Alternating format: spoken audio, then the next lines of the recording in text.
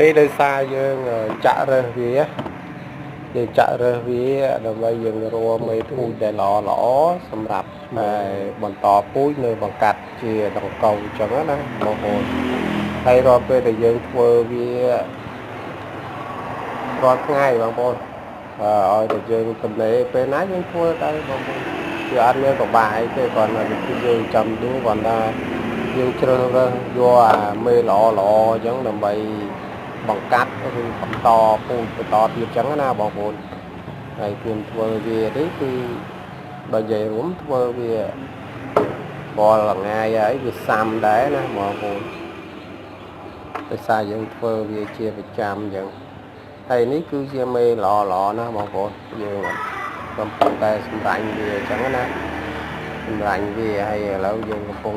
ចាក់នេះបន្តវានៅពងស៊ីស្កៃដូងអញ្ចឹងហើយបងប្អូនដួងស្រួលចិញ្ចឹមបងប្អូនស៊ីស្កៃដូងទេបងប្អូនណា